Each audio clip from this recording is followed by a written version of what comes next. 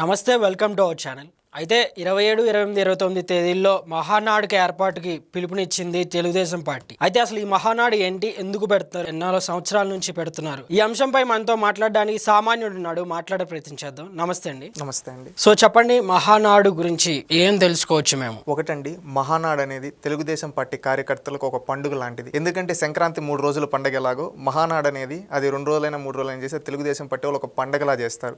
ఇది ఆనవాయితీగా వస్తుంది. నాడు ఎన్టీ రామారావు గారి నుంచి నేడు లోకేష్ గారి వరకు 3 తరాలుగా ఎంతమంది ఎన్ని సమస్యలు ఉన్నా ఎన్ని ఉన్నా కానీ అది అధికారమా ప్రతిపక్షమా అనే సంబంధం లేకుండా మహానాడు కార్యక్రమం అనేది దిగ్విజయంగా సక్సెస్ చేస్తారు తెలుగుదేశం పార్టీ కార్యకర్తలు. గత 5 ఏళ్లు చూసాం. గతంలో కరోనా ఉండి 2 సంవత్సరాలు సందర్భంలో కూడా మహానాడు అనేది ఆన్లైన్ వేదికగా చేయడం జరిగింది. గతంలో 2022, 23లో మహానాడులు అయితే దిగ్విజయంగా సాగాయి. ఒకటి ఒంగోలులో కావచ్చు, రాజమండ్రిలో కావచ్చు. నాడు అధికారంలో ఉన్న జగన్మోహన్ రెడ్డి గారు ఎక్కడికక్కడ ఆపేసినా గానీ జనాల్ని వీళ్ళందరినీ ఆపేసిన స్వచ్ఛందంగా వచ్చి దిగ్విజయం చేశారు. దాన్ని బట్టి చూస్తే మనకు అర్థమవుతుంది తెలుగుదేశం పార్టీకి మహానాడు ఎంత ప్రతిష్టాత్మకంగా తీసుకుంటారో, కార్యకర్తలు ఎంత ప్రతిష్టాత్మకంగా తీసుకొని వస్తారో రాష్ట్ర నలుమూలల నుంచి. అలాంటిది ఈసారి కడప గడ్డపైన జరుగుతా ఉంది. దేవుని తొలి కడప అంటాం.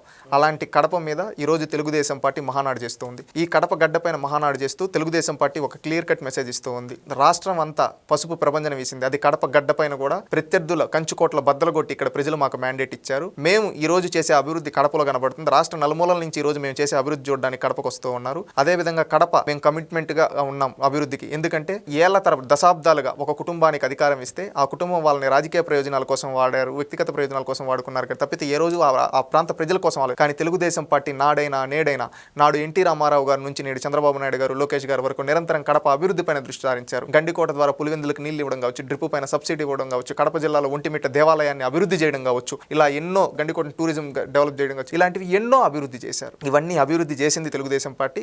అదేవిధంగా రాయలసీమ గడ్డ తెలుగుదేశం పార్టీ అడ్డా అని చెప్పడానికి ఈ మహానాడు అక్కడ జరుగుతూ ఉంది. ఈ 3 రోజుల పండుగ అనేది తెలుగుదేశం పార్టీ ఆనందంగా జరుపుకుంటారు. ఇంకొకటి, ఇక్కడికి జన ప్రవాహం రాబోతూ ఉంది. ఇక్కడే మహానాడు కడపలో అంటే ఆ దేవుడు కూడా కనికరించి ఋతుపవనాలు వీచి ఈ రోజు వానబడుతూ ఉన్నాయి. అంటే వైఎస్ రాజశేఖర రెడ్డి గారు కావచ్చు, అదేవిధంగా ఎవరైతే జగన్మోహన్ రెడ్డి గారు ఉండొచ్చు, ఏళ్ల తరబడి నుంచి ఒక మాట చెప్తారు, తెలుగుదేశం పార్టీ వస్తే వాళ్ళ ఈ రోజు నీ గడ్డ పైన తెలుగుదేశం పార్టీ పండగ జరుగుతా ఉంటే వరుణ్ దేవుడు కూడా కనికరించి సభలాగా ఈ రోజు వాన కురిపిస్తూ ఉన్నాడు. ఇది గుర్తుపెట్టుకోండి. ఈ రోజు ఈ విధంగా జరుగుతుంది. ఇంకొకటి ఏంటంటే ప్రతిష్టాత్మకంగా తెలుగుదేశం పార్టీ సిద్ధాంతాల్ని ఈ మహానాడు ద్వారా జనాల్లో ప్రతి సంవత్సరం కొత్తగా మార్పులు ఏమైతే చేసుకున్నామో, మనం ఏమైతే మన సిద్ధాంతాలు ఏంటనేది జనాలకు చెప్పాలనే ఉద్దేశంతో జరుగుతుంది. ఈసారి మహానాడు అనేది ఒకటి మనం చూస్తే ఏంటంటే సమాజమే దేవాలయం, ప్రజలే దేవుళ్ళు అనే సిద్ధాంతాన్ని తెలుగుదేశం పార్టీ నాడు నుంచి నేటి వరకు నమ్ముతుంది. ఈ సమాజమే దేవాలయం, ప్రజలే దేవుళ్ళు అనే సిద్ధాంతాన్ని ఈసారి జనాల్లోకి ఒక 6 వర్షన్స్ లో ఒకటి ఏంటంటే తెలుగు జాతి విశ్వఖ్యాతి. అంటే తెలుగు వాళ్ళు ఎక్కడున్నా కానీ ప్రపంచాన్ని శాసించే స్థాయిలో ఉండాలి. వాళ్ళకి ఏ విధమైన సాయం తెలుగుదేశం పార్టీ చేస్తుంది. ఆ తెలుగుదేశం పార్టీ ఎల్లప్పుడూ అండగా ఉంటుంది తెలుగు వారు ఎక్కడున్న ప్రపంచంలో అని చెప్పడానికి. అదొకటైతే యువగలం, యువతని ప్రోత్సహించి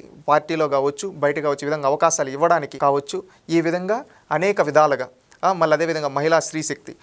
ఈరోజు మహిళల్ని నాడు ఎన్టీ రామారావు గారు మహిళలకు ఆస్తిలో సమాన హక్కిస్తే, ఆ తర్వాత చంద్రబాబు నాయుడు గారు మహిళలకి కాలేజీల్లో ఉద్యోగాల్లో రిజర్వేషన్ కల్పిస్తే, నేడు లోకేష్ గారు నాడు ప్రతిపక్షంలో ఉన్నప్పుడు తన మంగళగిరి నియోజకవర్గంలో మహిళలకు స్త్రీశక్తి అని చెప్పి వాళ్ళకి స్వచ్ఛందంగా వాళ్ళకి కుట్టు మిషన్లు ఇవ్వడం కావచ్చు, అదేవిధంగా బ్యూటిషియన్ కోర్సులు నేర్పించి వాళ్ళ కుటుంబాన్ని నడిపే విధంగా తయారు చేశారు. వాళ్ళ సొంతకాల ఆ విధంగా ఒక స్త్రీశక్తి అనే ఒక కొత్త కార్యక్రమాన్ని తీసుకొని రావడం కావచ్చు. ఈ విధంగా ఎన్నో వినూత్నమైన కార్యక్రమాలు చేస్తూ పార్టీ సిద్ధాంతాలు చెప్తూ, అదేవిధంగా ఈ సంవత్సరం రోజుల్లో పార్టీ ఏం అభివృద్ధి చేసింది, రాష్ట్రంలో అభివృద్ధి, సంక్షేమం, అదేవిధంగా సంస్కరణలు తీసుకొస్తూ రాష్ట్ర పునర్నిర్మాణం ఏ విధంగా చేస్తుందో ప్రతి ఒక్కరికి చెప్పడానికి, ఈ తెలుగు జాతికి తెలుగుదేశం పార్టీ ఏం చేసింది అనేది అక్కడున్న ప్రజలందరికీ మా తరానికి చెప్పడం కోసం ఈ మహానాడు అనేది ఉపయోగపడుతుందని భావిస్తున్నాను. ప్రత్యర్థుల కంచుకోటల బద్దలు కొట్టే జరుపుతున్న మహానాడు. మహానాడు నుంచి కడప తెలుగుదేశం పార్టీ జైత్ర యాత్ర ఈ మహానాడు నుంచి కడపలో మొదలైందని చెప్పొచ్చు. రేపు రానున్న స్థానిక సంస్థల్లో కావచ్చు, అదేవిధంగా మళ్ళొచ్చే సార్వత్రిక ఎన్నికల్లో కావచ్చు, తెలుగుదేశం పార్టీ కంచుకోట కడపగా మారిపోతుంది ఈ మహానాడు ద్వారా అని చెప్పి మేము తెలియజేసుకుంటూ ఉన్నాం. మహానాడు అనేది ఇప్పుడు టీడీపీ పార్టీ అధికారంలో వచ్చిన తర్వాత ఇప్పుడు మహానాడు పెట్టబోతున్నారు. అయితే కడపలోనే పెట్టడానికి గల కారణాలు ఏంటి? ఏమన్నా రాజకీయ వ్యూహం ఉందా, లేదా ఏమన్నా భవిష్యత్తులో లాభాలు ఏమైనా ఆశిస్తున్నారా? లాభాలు ఆశించేదానికి తెలుగుదేశం పార్టీ ఎప్పుడు లాభాలు ఏమో ఆశించదు. ప్రజలకు మంచి జరగాలి అని చెప్పి ఆలోచిస్తుంది తెలుగుదేశం పార్టీ. తెలుగుదేశం పార్టీకి వ్యక్తిగత స్వార్థాలుండవు, వ్యక్తిగత ప్రయోజనాలుండవు. తెలుగుదేశం పార్టీకి ప్రజలు మాత్రమే చూస్తుంది. ఈ రోజు కడప జిల్లా మాది కంచుకోట అని చెప్పి రాజశేఖర రెడ్డి గారి నుంచి జగన్మోహన్ రెడ్డి వరకు కనీసం గుక్కు నీళ్ళు ఇవ్వకపోతే తెలుగుదేశం పార్టీ నీళ్ళు ఇచ్చింది. అక్కడ రైతులకు అండగా నిలబడింది. ఎంతో భద్రాచలం తర్వాత ఈ తెలుగు నేలపైన ఎంతో ప్రతిష్టాత్మకంగా చెప్పుకునే ఒంటిమిట్ట దేవాలయాన్ని తెలుగుదేశం పార్టీ అభివృద్ధి చేసింది. అదేవిధంగా గండికోటను తెలుగుదేశం పార్టీ అభివృద్ధి చేసింది. ఈ విధంగా అక్కడ సిమెంట్ ఫ్యాక్టరీలకు కావచ్చు, అక్కడ కావాల్సిన వాళ్ళకి కావచ్చు, అన్ని రాయితీలు ఇచ్చి అక్కడ వాళ్ళకి అండగా నిలబడుతూ అక్కడ రైతులకి ఒక అండగా నిలబడుతూ ఉంది తెలుగుదేశం పార్టీ కడప గడ్డ పైన. అది ప్రజలకు చెప్తారు అంతే. ఇక్కడ ఏంటంటే జగన్మోహన్ రెడ్డి నాది రాయలసీమ, నేను పుల్ని ఇదే అని చెప్తాడు. నీవు రాయలసీమలో పుల్లి కాదు పిల్లి అని చెప్పి చూపించేదానికి మహాన్ ఉపయోగపడుతుంది. అదేవిధంగా నాది కంచుకోట అని చెప్పి ఆ కంచుకోటను బద్దలు కొట్టాం మేము అని చెప్పేదానికి మహానాడు ఉపయోగపడుతుందని నేను భావిస్తూ ఉన్నాను. ఇప్పుడు జరగబోయే కడప మహానాడులో నాయకత్వం మార్పుల పైన ఈ అంశాలపైన ఏమైనా మాట్లాడే అవకాశం ఉంటుందా? ఒకటి, తెలుగుదేశం పార్టీలో ఏదైనా మహానాడు వేదికగా నాయకత్వం మార్పు అనేది మీరు ఆ పదాన్ని కొంచెం సరి చేసుకోవాలి. తెలుగుదేశం పార్టీలో నాయకుడు చంద్రబాబు నాయుడు గారు, లోకేష్ గారు, అది క్లియర్ కట్. ఎన్టీ రామారావు గారు, చంద్రబాబు నాయుడు గారు, లోకేష్ గారు తెలుగుదేశం పార్టీ మూల స్తంభాలు.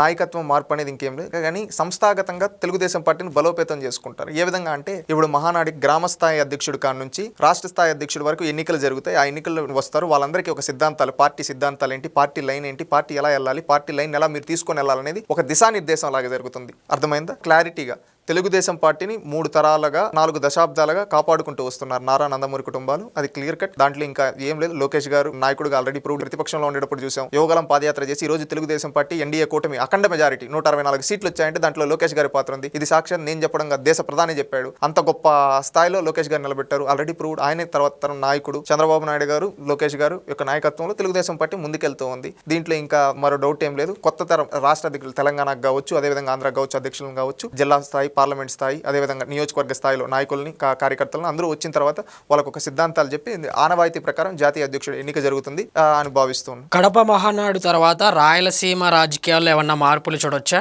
రాయలసీమలో ఆల్రెడీ ప్రజలు క్లియర్ కట్ గా మ్యాండేట్ ఇచ్చారు. ఇంకేందంటే స్టాంపు గుద్దినట్టు తెలుగుదేశం పార్టీకి రాయలసీమ కంచుకోట అని చెప్పే విధంగా ఉండబోతోంది. ఎందుకంటే మీకు ఒక ఉదాహరణ చెప్తా. 2014-19 ఎన్నికల్లో తెలుగుదేశం పార్టీకి మెజారిటీ ఇవ్వకపోయినా రాయలసీమ తెలుగుదేశం పార్టీ అభివృద్ధి చేసింది. రాయలసీమ బిడ్డ అని చెప్పి జగన్మోహన్ రెడ్డి సెంటిమెంట్ తో ఒక అవకాశం అంటే ప్రజలు ఇచ్చారు. ఆనాడు తెలుగుదేశం పార్టీ అంత అభివృద్ధి చేసిన 3 స్థానాలే ఇచ్చారు. కానీ ఆ తర్వాత నా ప్రజలు రియలైజ్ అయ్యి ఈ రోజు 45కు పైగా స్థానాలు తెలుగుదేశం పార్టీ ఎన్డీఏ కూటమికి ఇచ్చారంటే 52 స్థానాల్లో ప్రజలు ఆల్రెడీ విశ్వసిస్తున్నారు. రేపు భవిష్యత్తులో రాయలసీమ కంచుకోట నాదని చెప్పుకునే జగన్మోహన్ రెడ్డికి రాయలసీమలో డిపాజిట్లు రాని పరిస్థితి రాబోతుంది. సో అయితే ఈ యొక్క మహానాడు ద్వారా ఆంధ్రప్రదేశ్ ప్రజలకు ఏం చెప్పబోతున్నారు? ఈ మహానాడు అనేది తెలుగుదేశం పార్టీ పండుగ కాదు, ఇది తెలుగు ప్రజలందరి పండుగ. ఎందుకంటే తెలుగుదేశం పార్టీ సిద్ధాంతాలు ఎప్పుడు తెలుగు ప్రజలకు ఉపయోగపడే విధంగా ఉంటాయి. తెలుగు ప్రజలు ఎక్కడున్నా కానీ ప్రపంచాన్ని శాసించే విధంగా ఉండాలి. వాళ్ళకి ఏ అవసరాలైనా తెలుగుదేశం పార్టీ అండగా నిలబడుతుంది. తెలుగు వాళ్ళకి ఎక్కడ కష్టం వచ్చినా తెలుగుదేశం పార్టీ అండగా నిలబడుతుందని ఒక భరోసా ఇస్తుంది తెలుగుదేశం పార్టీ. ఈ తెలుగుదేశం పార్టీ మహానాడు పండుగ అనేది ఏదో ఒక తెలుగుదేశం పార్టీ కార్యకర్తలుగా తెలుగు వాళ్ళందరిది. ఇది మన కుటుంబం, మన పండుగ అని ప్రతి ఒక్కరు భావించాలని కోరుకుంటున్నాను. ఎందుకంటే తెలుగు వాళ్ళకి ఏనాడు ఏ కష్టం వచ్చినా కానీ, నాడు ఉత్తరాఖండ్ వరదలు కావచ్చు, దేశ విదేశాల్లో ఎక్కడైనా తెలుగు వాళ్ళు ఇరకపోతే కావచ్చు, అక్కడిని తీసుకొని రావడానికి తెలుగుదేశం పార్టీ ఎంతో కృషి చేసింది. తెలుగుదేశం పార్టీ మూల సిద్ధాంతం తెలుగు వాళ్ళు నెంబర్ 1గా ఉండాలి. దానికోసం మనం పనిచేయాలి. వాళ్ళకు ఉపయోగపడే విధంగా మన సిద్ధాంతాలను మనం ఉపయోగించుకొని వాళ్ళని పైకి తీసుకొని రావాలి. ఈ ప్రాంతాన్ని అభివృద్ధి చేయాలి. ఇది తెలంగాణ అయినా, రాయలసీమ అయినా, ఉత్తరాంధ్ర అయినా, కోస్తాంధ్ర, దక్షిణ ఏదైనా కావచ్చు, తెలుగుదేశం పార్టీ ఈ ప్రాంతాలన్నింటిలో తెలుగుదేశం పార్టీ ఉంది. తెలుగుదేశం పార్టీ ఈ ప్రాంతంలో ఎవరికి కష్టం వచ్చినా, తెలుగు వాళ్ళు ప్రపంచంలో ఏ మూల ఎవరికి కష్టం వచ్చినా తెలుగుదేశం పార్టీ అండగా ఉంటుంది. ఇది తెలుగుదేశం పార్టీ పండుగ, తెలుగు వారి పండుగగా నేను భావిస్తున్నాను. సో చివరిగా జగన్ గారి యొక్క రాజకీయ భవిష్యత్తు ఎలా ఉండబోతుందని మీరు భావిస్తున్నారు? సడన్ గా సిద్ధాంతాలు లేకుండా రాజకీయాలు లేకొస్తే ఏ విధంగా పతనం అయిపోతారో జగన్మోహన్ రెడ్డి భవిష్యత్తు ఆ విధంగా ఉండబోతుంది. ఓకే, థ్యాంక్ యూ అండి.